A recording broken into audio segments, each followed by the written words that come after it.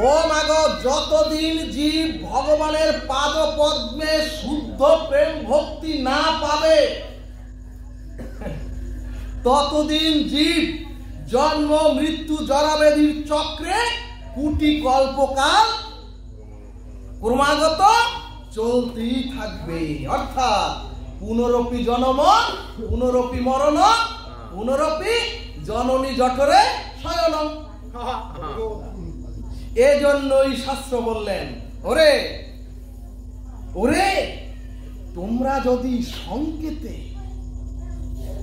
তোমরা যদি পরিহাসে, ওগো তোমরা যদি আড্ডার ছলেও, আড্ডার ছলেও যদি ওই গোবিন্দের দিব্য নাম তোমরা তোমাদের বদনে উচ্চারণ করতে পারো, তবে তোমরা পাপ মুক্তি হয়ে তোমরাও দিব্য ধাম প্রাপ্ত হবে। ও ভক্তবৃন্দ, এরপরে ভাগবত বললেন, ওরে কামের দ্বারা, ওরে ক্রোধের দ্বারা,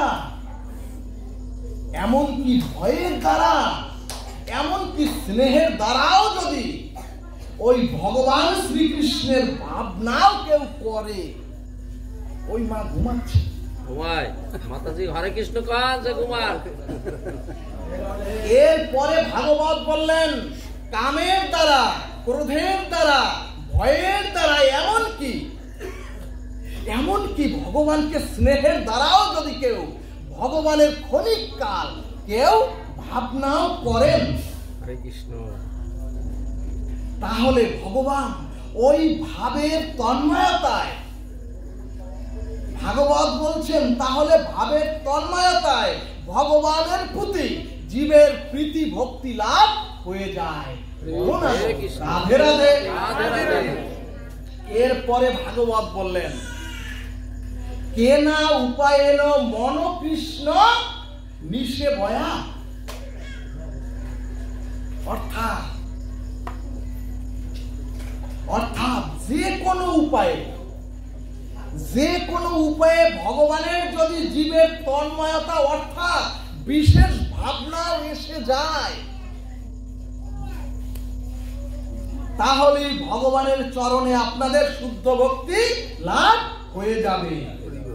এরপরে ভাগবত বললেন, কামাত গোপ্য, গোপ্য মানে গোপীগণ, ভক্তগণ, কামাত মানে কামনা, এবং সেই কামনার দ্বারাই ভগবানকে পেতে হবে, ভগবানকে দেখতে হবে, ভগবানের আরাধনা করতে হবে। এই যে কামনা, এই কামনার দ্বারাই বৃন্দাবনের গোপীরা গোবিন্দকে প্রাপ্ত হলেন। এরপরে শাস্ত্র বললেন, ভয়াত কংস, অর্থাৎ অষ্টম গর্ভের সন্তান তোমার মৃত্যুর কারণ হবে। বাবারা একটু পরিবেশ দান করুন। অষ্টম গর্ভের সন্তান তোমার মৃত্যুর কারণ হবে। এই যে ভগবান শ্রীকৃষ্ণের প্রতি ভয়, এই অমিতের বাবা, অমিতের বাবা, এই অমিতের বাবা, আপনার কিন্তু জরিবে নয় বেমেশো। এই যে ভগবান শ্রীকৃষ্ণের প্রতি ভয়, এবং কংস তখন তার আহারে, কংস তখন তার বিহারে, কংস তখন শয়নে স্বপনে সর্বদা ওই বুঝি কৃষ্ণ, ওই বুঝি বড় সমস্যা নাই, ওই বুঝি কৃষ্ণ আমার সংহার কর্তা এলো। সুধীজন এই ভয়ের তন্ময়তায় কংস গোবিন্দ চরণের সাযুজ্য মুক্তি পেয়ে গেল ভয়ের দ্বারা। এরপরে ভাগবত বললেন, তেষ চৈত দয় নৈপ,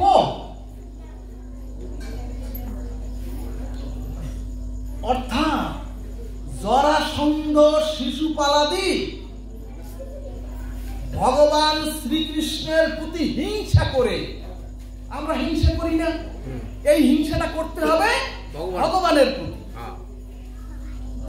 কংস শিশুপালাদি ভগবানকে হিংসা করে ভগবানকে প্রাপ্ত হলো। কারণ কারো যদি শত্রুতা বা হিংসা থাকে, তার কথা সব সময় সর্বদা আমাদের হৃদয়ে জাগে।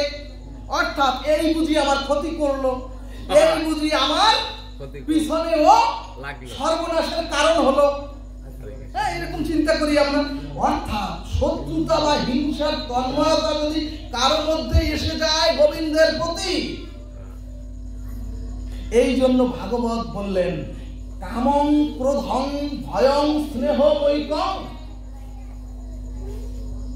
অর্থাৎ যদি কেউ একটু সামান্য স্নেহ ভগবানকে দান করতে পারেন, ও মাগো,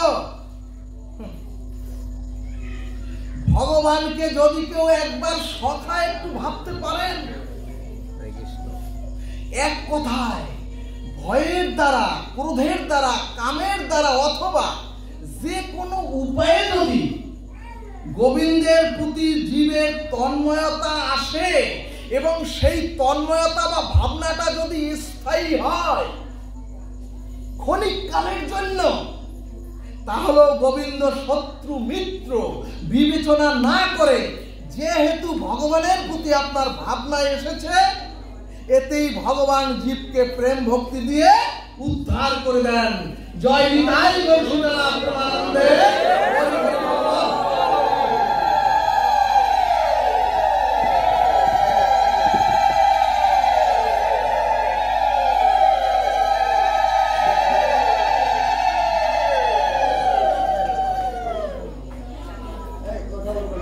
ভক্তগণ, আমরাও কিন্তু ভগবানকে খুঁজছি আমাদের পতন থেকে উদ্ধারের জন্য। আমরাও কিন্তু প্রত্যেকে দীক্ষা গ্রহণ করে এই যে সুন্দর মালা তিলক নিয়ে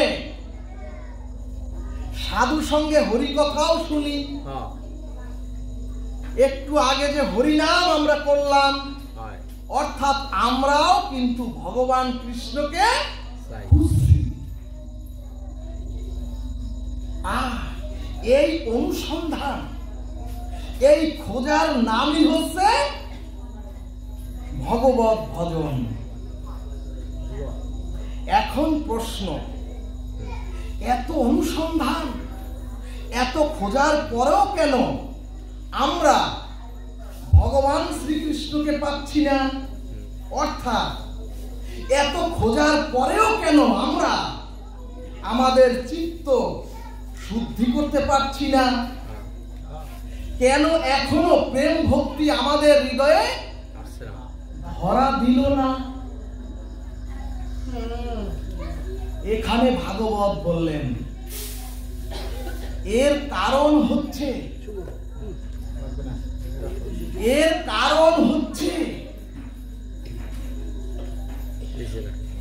ভজন মানে শুধু অনুসন্ধান বা খোঁজ করা নয়। ভগবত ভজন শুধু অনুসন্ধান বা খোঁজ করা নয়, এই খোঁজ করার সাথে আরো একটি জিনিস জীবকে যুক্ত করতে হবে। ভক্তগণ, কথাটি খুবই মার্মিক, হৃদয়গ্রাহী কথা। ভাগবত বলছে শুধু কীর্তন, শুধু নাম শ্রবণ, শুধু ভগবত পাঠ শ্রবণ, শুধু হরিনাম, শুধু সাধু সঙ্গে খোঁজ করলেই হবে না। এই খোঁজের সাথে, এই অনুসন্ধানের সাথে জীবকে রুচি যোগ করতে হবে। হরে কৃষ্ণ। অনুসন্ধানের সাথে রুচি যোগ করতে হবে। সুধীজন, রুচি শব্দের অর্থ হচ্ছে, রুচি শব্দের সরল অর্থ হলো ক্ষুধা। ক্ষুধা। ভাগবতের নিগুড় নির্মম তত্ত্ব কথা হলো, যার ভিতরে রুচি নাই, যার ভিতরে ভগবত ক্ষুধা নাই, যার ভগবত তৃষ্ণা নাই, সে যদি অনন্তকাল ব্যাপী খুঁজতে থাকে, অনন্তকাল ব্যাপীও সাধু সঙ্গ করে, অনন্তকাল ব্যাপীও যদি হাত উঁচু করে সমর্পিত হয়ে হরিনাম করে, তাহলে সে অনন্তকালেও খুঁজে পাবে না ভগবানকে।